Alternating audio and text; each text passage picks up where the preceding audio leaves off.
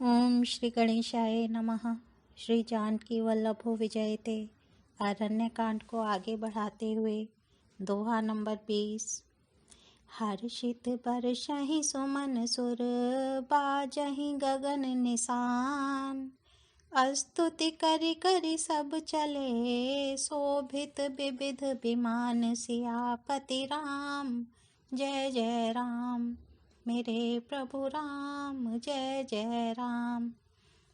देवता हर्षित होकर फूल बरसाते हैं, आकाश में नगाड़े बज रहे हैं। फिर वे सब स्तुति कर करके अनेकों विमानों पर सुशोभित हुए चले गए। जब श्री रघुनाथ जी ने युद्ध में शत्रुओं को जीत लिया तथा देवता, मनुष्य और मुनि सबके भय नष्ट हो गए, तब लक्ष्मण जी सीता जी को ले आए। चरणों में पड़ते हुए उनको प्रभु ने प्रसन्नता पूर्वक उठाकर हृदय से लगा लिया। सीता जी श्री राम जी के श्याम और कोमल शरीर को परम प्रेम के साथ देख रही हैं, नेत्र अघाते नहीं हैं। इस प्रकार पंचवटी में बसकर श्री रघुनाथ जी देवताओं और मुनियों को सुख देने वाले चरित्र करने लगे। खरदूषण का विध्वंस देखकर शूर्पणखा ने जाकर रावण को भड़काया। वह बड़ा क्रोध करके वचन बोली, तूने देश और खजाने की सुध ही भुला दी। करसी पान सोवसी दिनु राती, सुधि नहीं तब सिर पर आराती। राजनीति बिनु धन बिनु धर्मा, हरहि समर पे बिनु सत्कर्मा। विद्या बिनु विवेक उपजाए, श्रम फल पढ़े किए अरु पाए। संग ते जति कुमंत्र ते राजा, मानते ज्ञान पान ते लाजा। शराब पी लेता है और दिन रात बड़ा सोता रहता है। तुझे खबर नहीं है कि शत्रु तेरे सिर पर खड़ा है। नीति के बिना राज्य और धर्म के बिना धन प्राप्त करने से, भगवान को समर्पण किए बिना उत्तम कर्म करने से और विवेक उत्पन्न किए बिना विद्या पढ़ने से परिणाम में श्रम ही हाथ लगता है। विषयों के संग से सन्यासी, बुरी सलाह से राजा, मान से ज्ञान, मदिरापन से लज्जा, नम्रता के बिना प्रीति और मद, अहंकार से गुणवान शीघ्र ही नष्ट हो जाते हैं। इस प्रकार नीति मैंने सुनी है। प्रभु अहि गनीय न छोट करी, रिपुरुज पावक पाप। करि लागी रोदन करन, अस कहि विविध विलाप। सियापति राम जय जय राम, मेरे प्रभु राम जय जय राम। शत्रु, रोग, अग्नि, पाप, स्वामी और सर्प को छोटा करके नहीं समझना चाहिए। ऐसा कहकर शूर्पणखा अनेक प्रकार से विलाप करके रोने लगी। सभा माझ परि व्याकुल, बहु प्रकार कह रोई। तो ही जियत दस कंधर, मोर की असी गति होई। सियापति राम जय जय राम, मेरे प्रभु राम जय जय राम। रावण की सभा के बीच वह व्याकुल होकर पड़ी हुई बहुत प्रकार से रो रो कर कह रही है कि अरे दशग्रीव, तेरे जीते जी मेरी क्या ऐसी दशा होनी चाहिए। शूर्पणखा के वचन सुनते ही सभासद अकुला उठे। उन्होंने शूर्पणखा की बाँह पकड़कर उसे उठाया और समझाया। लंकापति रावण ने कहा, अपनी बात तो बता, किसने तेरे नाक कान काट लिए।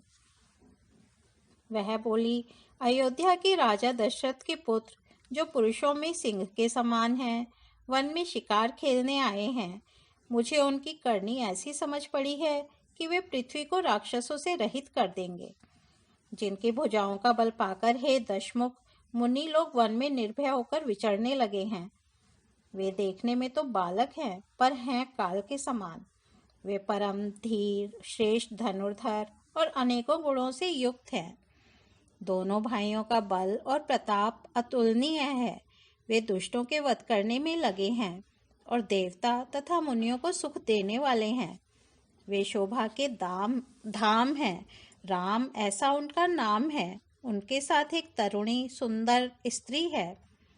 विधाता ने उस स्त्री को ऐसी रूप की राशि बनाया है कि 100 करोड़ रति कामदेव की स्त्री उस पर निछावर हैं। उन्हीं के छोटे भाई ने मेरे नाक कान काट डाले। मैं तेरी बहन हूँ यह सुनकर वे मेरी हंसी करने लगे। मेरी पुकार सुनकर खरदूषण सहायता करने आए, पर उन्होंने क्षण भर में सारी सेना को मार डाला। खरदूषण और त्रिशिरा का वध सुनकर रावण के सारे अंग जल उठे। सुपन कही समुझाई करी, बल बोले सी बहु भांति। गयऊ भवन अति सोच बस, नींद परई नहीं राति। सियापति राम जय जय राम, मेरे प्रभु राम जय जय राम। उसने शूर्पणखा को समझाकर बहुत प्रकार से अपने बल का बखान किया, किंतु मन में वह अत्यंत चिंतावश होकर अपने महल में गया। उसे रात भर नींद नहीं पड़ी। वह मन ही मन विचार करने लगा, देवता, मनुष्य, असुर, नाग और पक्षियों में कोई ऐसा नहीं जो मेरे सेवक को भी पा सके। खरदूषण तो मेरे ही समान बलवान थे। उन्हें भगवान के सिवा और कौन मार सकता है। देवताओं को आनंद देने वाले और पृथ्वी का भार हरण करने वाले भगवान ने ही यदि अवतार लिया है, तो मैं जाकर उनसे हठपूर्वक वैर करूंगा और प्रभु के बाण के आघात से प्राण छोड़कर भवसागर से तर जाऊंगा। यह तामस शरीर से भजन तो होगा नहीं। अतएव मन, वचन और कर्म से यही दृढ़ निश्चय है। और यदि वे मनुष्य रूप कोई राजकुमार होंगे तो उन दोनों को रण में जीतकर उनकी स्त्री को हर लूंगा। यूं विचार कर रावण रथ पर चढ़कर अकेला ही वहां चला, जहां समुद्र के तट पर मारीच रहता था। शिवजी कहते हैं कि हे पार्वती, यहाँ श्री रामचंद्र जी ने जैसी युक्ति रची वह सुंदर कथा सुनो। लक्ष्मण गए बनहि जब, लेन मूल फल कंद।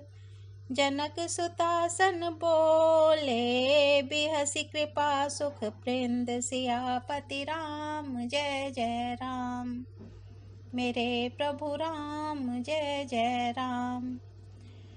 लक्ष्मण जी जब कंदमूल फल लेने के लिए वन में गए, तब अकेले में कृपा और सुख के समूह श्री रामचंद्र जी हंसकर जानकी जी से बोले, हे प्रिय, हे सुंदर पातिव्रत धर्म का पालन करने वाली सुशीले, सुनो, मैं अब कुछ मनोहर मनुष्य लीला करूंगा। इसलिए जब तक मैं राक्षसों का नाश करूं, तब तक तुम अग्नि में निवास करो। श्री राम जी ने ज्यों ही सब समझाकर कहा, त्यों ही श्री सीता जी प्रभु के चरणों को हृदय में धरकर अग्नि में समा गईं। सीता जी ने अपनी ही छाया मूर्ति वहां रख दी, जो उनके जैसे ही शील, स्वभाव और रूप वाली तथा वैसे ही विनम्र थी। भगवान ने जो कुछ लीला रची, इस रहस्य को लक्ष्मण जी ने भी नहीं जाना। स्वार्थपरायण और नीच रावण वहां गया जहां मारीच था और उसको सिर नवाया। नीच का झुकना नम्रता भी अत्यंत दुखदायी होती है, जैसे अंकुश, धनुष, सांप और बिल्ली का झुकना। हे भवानी, दुष्ट की मीठी वाणी भी उसी प्रकार भय देने वाली होती है जैसे बिना ऋतु के फूल। करी पूजा मारीच तब, सादर पूछी बात। कवन हेतु मन व्यग्र अति, अक्सर आयहु तात। सियापति राम जय जय राम, मेरे प्रभु राम जय जय राम। तब मारीच ने उसकी पूजा करके आदरपूर्वक बात पूछी, हे तात, आपका मन किस कारण इतना अधिक व्यग्र है और आप अकेले आए हैं। भाग्यहीन रावण ने सारी कथा अभिमान सहित उसके सामने कही और फिर कहा, तुम छल करने वाले कपट मृग बनो, जिस उपाय से मैं उस राजवधू को हर लाऊं। तब उसने मारीच ने कहा, हे दशशीष, सुनिए, वे मनुष्य रूप में चराचर के ईश्वर हैं। हे तात, उनसे वैर न कीजिए। उन्हीं के मारने से मरना और उनके जिलाने से जीना होता है। सबका जीवन मरण उन्हीं के अधीन है। यही राजकुमार मुनि विश्वामित्र के यज्ञ की रक्षा के लिए गए थे। उस समय श्री रघुनाथ जी ने बिना फल का बाण मुझे मारा था, जिससे मैं क्षण भर में 100 योजन पर आ गिरा। उनसे वैर करने में भलाई नहीं है। मेरी दशा तो भृंगी के कीड़े की सी हो गई है। अब मैं जहां तहां श्री राम लक्ष्मण दोनों भाइयों को ही देखता हूँ। और हे तात, यदि वे मनुष्य हैं तो भी बड़े शूरवीर हैं। उनसे विरोध करने में पूरा न पड़ेगा, सफलता नहीं मिलेगी। जेहि ताड़ का सुबाहु हति, खंडेउ हर को दंड। खर दूषण तिसिरा बधेओ, मनुज की असबरी बंड। सियापति राम जय जय राम। मेरे प्रभु राम जय जय राम। जिसने ताड़का और सुबाहु को मारकर शिवजी का धनुष तोड़ दिया और खर, दूषण और त्रिशिरा का वध कर डाला, ऐसा प्रचंड बलि भी कहीं मनुष्य हो सकता है? अतः अपने कुल की कुशल विचार कर आप घर लौट जाइए। यह सुनकर रावण जल उठा और उसने बहुत सी गालियां दी, दुर्वचन कहे। कहा, अरे मूर्ख, तू गुरु की तरह मुझे ज्ञान सिखाता है। बता तो, संसार में मेरे समान योद्धा कौन है? तब मारीच ने हृदय में अनुमान किया कि शस्त्री, शस्त्रधारी, मर्मी, भेद जानने वाला, समर्थ, स्वामी, मूर्ख, धनवान, वैद्य, भाट, कवि और रसोइया, इन 9 व्यक्तियों से विरोध वैर करने में कल्याण नहीं होता। जब मारीच ने दोनों प्रकार से अपना मरण देखा, तब उसने श्री रघुनाथ जी की शरण तकी, अर्थात उनकी शरण जाने में ही कल्याण समझा। सोचा कि उत्तर देते ही ना करते ही यह अभागा मुझे मार डालेगा, फिर श्री रघुनाथ जी के बाण लगने से ही क्यों न मरूं। हृदय में ऐसा समझकर वह रावण के साथ चला। श्री राम जी के चरणों में उसका अखंड प्रेम है। उसके मन में इस बात का अत्यंत हर्ष है कि आज मैं अपने परम स्नेही श्री राम जी को देखूंगा, किंतु उसने यह हर्ष रावण को नहीं जताया। निज परम प्रीतम देखी लोचन, सुफल करी सुख पाए हो। श्री सहित अनुज समेत, कृपा निकेत पद मन लाई हूँ। निर्बान दायक क्रोध जाकर, भगति अब सही बस करे। निज पानी सर संधानी, सो मोहि बदहि सुख सागर हरि। वह मन ही मन सोचने लगा, अपने परम प्रियतम को देखकर नेत्रों को सफल करके सुख पाऊंगा। जानकी जी सहित और छोटे भाई लक्ष्मण जी समेत कृपा निधान श्री राम जी के चरणों में मन लगाऊंगा, जिनका क्रोध भी मोक्ष देने वाला है और जिनकी भक्ति उन अवश, जो किसी के वश में न होने वाले स्वतंत्र भगवान हैं, को भी वश में करने वाली है। आहा, वे ही आनंद के समुद्र श्री हरि अपने हाथों से बाण संधान कर मेरा वध करेंगे। ओ मंगल भवन अमंगल हारी, द्रबहु सो दशरथ अजिर बिहारी। राम सिया राम जय जय राम। राम सिया राम जय जय राम। आज अरण्य कांड को यहीं विराम देते हैं। कल इसके आगे बढ़ेंगे। धन्यवाद।